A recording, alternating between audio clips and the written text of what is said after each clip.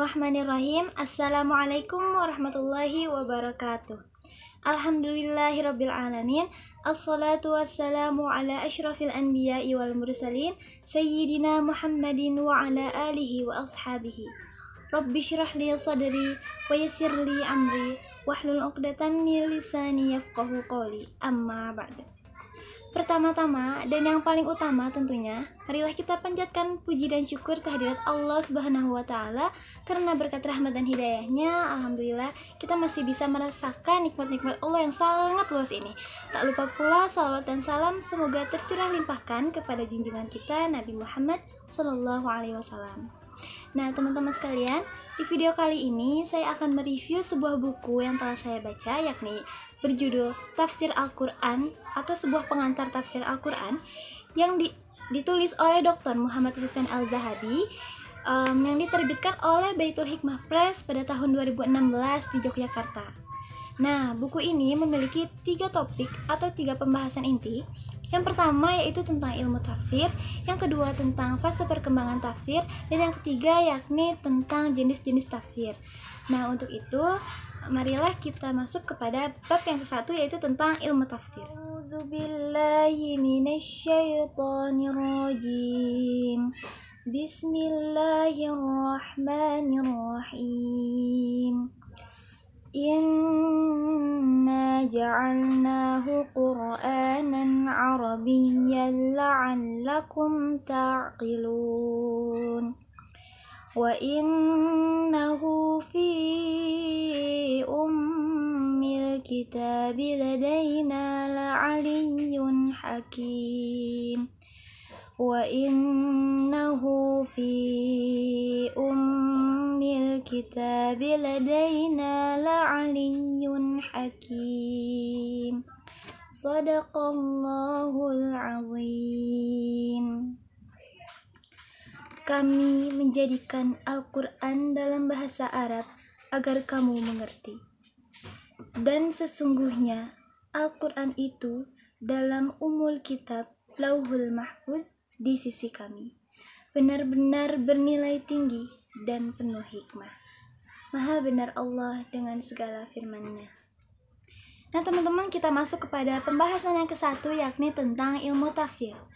Makna terminologis tafsir yakni merupakan sebuah ilmu yang digunakan untuk memahami kitab Allah yakni Al-Quran yang diturunkan kepada Nabi Muhammad SAW untuk menjelaskan makna-maknanya, mengambil hukum-hukum dan hikmah yang terkandung di dalam Al-Quran.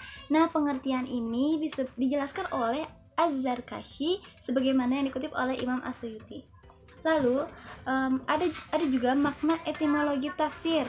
Nah, jadi lafaz tafsir ini mengandung makna idah atau yang berarti penerangan dan juga tabyin yang berarti penjelasan.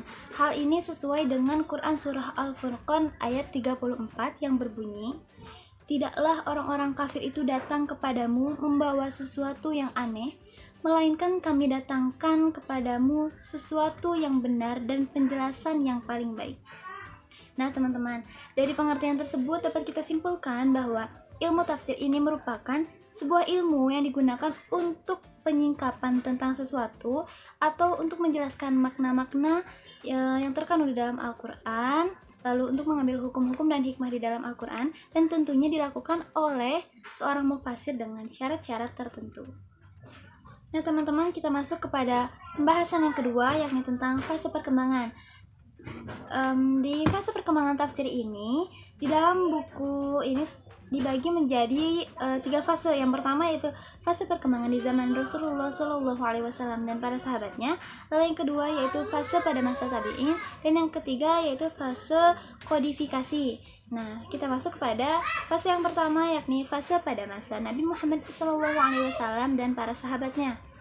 Nah, jadi sudah menjadi sunatullah bahwa Allah Subhanahu wa Ta'ala mengutus seorang rasul kepada kaumnya dengan bahasanya sendiri, seperti halnya Al-Quran yang diturunkan kepada seseorang yang paling memahami bahasa Arab yakni Nabi Muhammad SAW.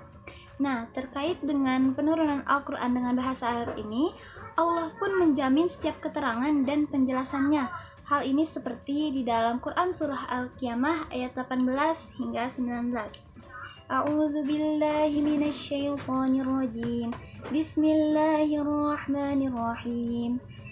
Fa idza qara'nahu fattabi' qur'anah tsumma inna 'alaina bayanah. Apabila kami telah selesai membacakannya, maka ikutilah bacaan itu, kemudian sesungguhnya kami yang akan menjelaskannya. Nah, di fase perkembangan tafsir di zaman Rasulullah Shallallahu Alaihi Wasallam dan para sahabatnya, pemahaman akan tafsir ini dibagikan oleh Rasul Shallallahu Alaihi Wasallam kepada para sahabatnya dengan ciri khas sebagaimana yang dikatakan oleh Ibnu Abbas. Yang pertama yakni Rasulullah menjelaskan kepada beberapa sahabatnya tentang beberapa perkara yang gaib yang tidak mereka ketahui, namun Rasulullah Shallallahu Alaihi Wasallam ketahui karena telah diberitahu oleh Allah. Lalu Allah pun memerintahkan Rasul Shallallahu Alaihi Wasallam untuk menyampaikannya kepada para sahabat.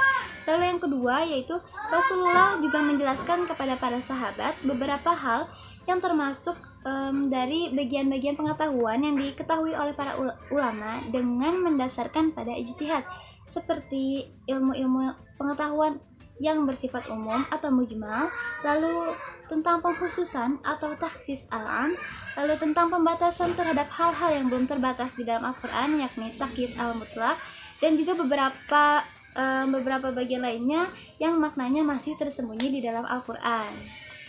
Nah, para penafsir dari kalangan sahabat ini ada beberapa sahabat. Yang pertama yakni Abu Bakar As-Siddiq, Umar bin Khattab, Utsman bin Affan, Ali bin Abi Thalib, Ibnu Mas'ud, Ibnu Abbas, Ubay bin Ka'ab, Zaid bin Sabit, Abu Musa al-Asy'ari, dan Abdullah bin Zubair. Nah, di fase ini pun memiliki keistimewaan terutama pada masa sahabat.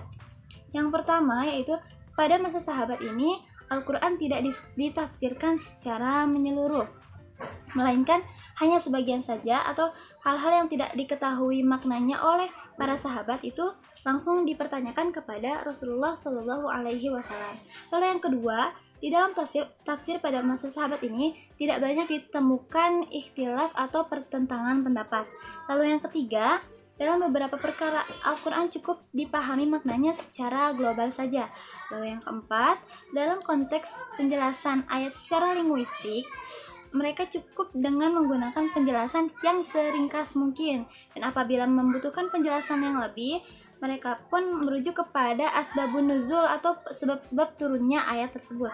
Lalu yang kelima, para sahabat ini jarang melakukan penggalian hukum fiqhiyah secara ilmiah dari Al-Quran. Yang keenam yaitu tidak ada kodifikasi apapun tentang tafsir sebagai sebuah bidang ilmu selama masa sahabat. Yang ketujuh yakni tafsir pada periode sahabat ini masih menggunakan hadis bil hadis. Nah, fase yang kedua yakni fase tabi'in. Nah, di sini itu berguru kepada para sahabat yang langsung belajar atau yang bertemu dengan Rasulullah Shallallahu Alaihi Wasallam di zamannya. Nah, ini disebut dengan fase tabi'in. Sumber-sumber penafsiran pada masa tabi'in ini yang pertama yaitu Al-Qur'anul Karim, lalu yang kedua perkataan yang diucapkan oleh Rasulullah Shallallahu Alaihi Wasallam secara jelas mengenai tafsir Al-Quran. Yang ketiga yakni penafsiran-penafsiran yang diriwayatkan oleh sahabat, lalu sebab mereka adalah orang-orang yang hidup semasa dengan Rasulullah Shallallahu Alaihi Wasallam, maka penafsiran-penafsiran yang diriwayatkan oleh para sahabat ini dijadikan sumber-sumber penafsiran pada masa tabi'in. Lalu yang keempat yakni penukilan dari cerita-cerita pada ahli kitab dan dari apa yang termaktub di dalam kitab tersebut.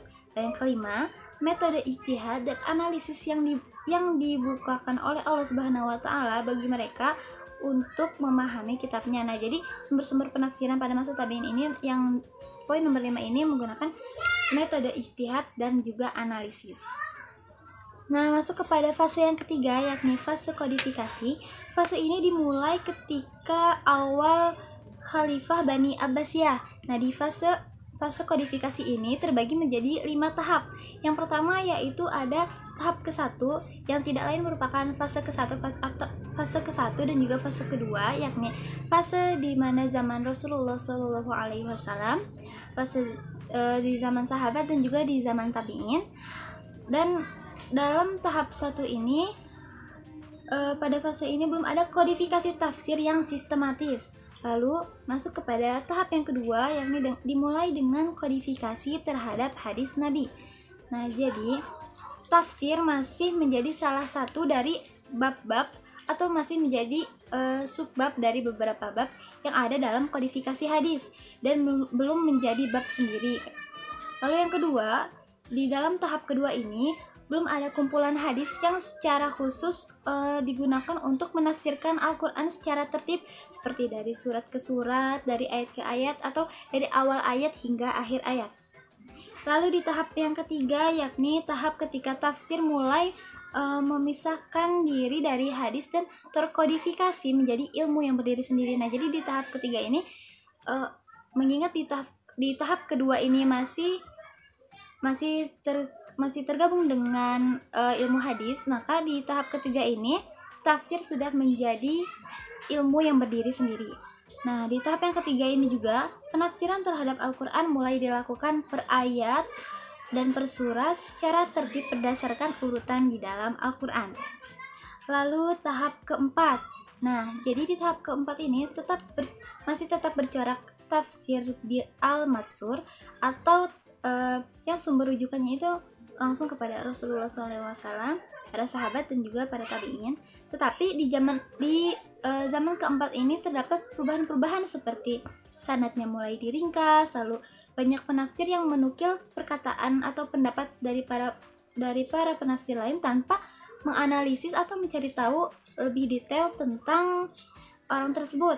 Nah, dari hal itu juga di tahap keempat ini muncullah banyak permasalahan dan juga terdapat campurnya antara riwayat yang sahih dan riwayat yang tidak sahih.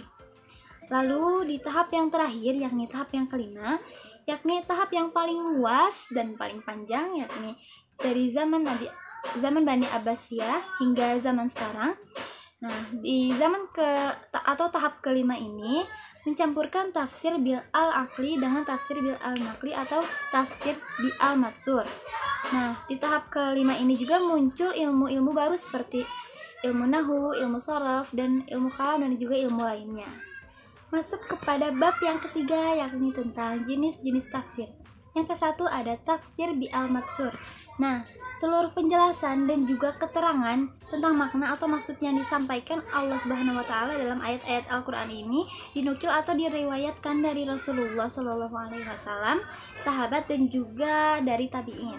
Yakni tentang tafsir bil al-ra'yi atau bil al-aqli. Nah, penafsiran Al-Qur'an ini menggunakan metode ijtihad setelah penafsir memiliki pengetahuan yang cukup tentang bahasa Arab, seperti seluk-beluk bahasa Arab, lalu bentuk-bentuk pengucapan dalam bahasa Arab, lalu penggunaan bahasa Arab di dalam karya sastra jahiliyah klasik, dan juga ketika penafsir memiliki pengetahuan yang cukup tentang asbabun nuzul, lalu tentang nasikh wa mansukh yang terdapat di dalam ayat-ayat Al-Quran. Lalu yang terakhir yaitu tentu penafsir memiliki beberapa perangkat ilmu lainnya yang digunakan untuk menafsirkan ayat Al-Quran. Lalu kita masuk kepada yang ketiga, yakni tentang tafsir al-maudu'i. Nah, dalam tafsir al-maudu'i ini, jadi metode tafsir ini yaitu menyelami satu aspek tertentu dari aspek-aspek yang ada di dalam Al-Quran, atau mengkaji Al-Quran ini secara tematis atau satu tema tertentu saja di dalam Al-Quran, yang dimana tidak mungkin dapat diketahui maknanya jika hanya mengandalkan penafsiran secara umum. Nah, jadi tafsir al-maudu'i ini lebih pengkhususan kepada tema-tema tertentu. Nah, kita masuk kepada tafsir yang keempat, yakni tafsir al-isyari. Nah, jadi tafsir al-isyari ini yaitu untuk mengetahui makna-makna batin yang berbeda dengan makna zahirnya. Hal ini dilakukan dengan dicapai melalui isyarat-isyarat yang halus dan hanya diperoleh orang-orang yang melewati jalan suluk. Nah, ini tuh biasanya dilakukan oleh para kaum sufi sehingga menemukan kesesuaian dan perpaduan antara makna batin tersebut dengan makna ayat yang terkandung secara zahir. Lalu yang terakhir yakni jenis-jenis tafsir, yakni tafsir al-ilmi. Nah, Penafsiran Al-Quran dengan metode tafsir al-ilmi ini menggunakan istilah-istilah ilmiah untuk menjelaskan dan menafsirkan keterangan atau makna yang terkandung di dalam Al-Quran, sehingga Al-Quran dalam pandangan penggiat metode penafsiran ini mencakup aspek pengetahuan keagamaan, diniyah, keimanan atau keyakinan, i'tiqadiyah, dan moralitas, amaliyah, serta berbagai macam ilmu pengetahuan dunia dengan berbagai variasi jenis, bentuk, dan warnanya. Sekian review buku dari saya. Semoga video ini dapat bermanfaat bagi kita semua. Mohon maaf atas kesalahannya dan terima kasih atas perhatiannya. Wallahul muwaffiq ila aqwamit thoriq. Wassalamualaikum warahmatullahi wabarakatuh.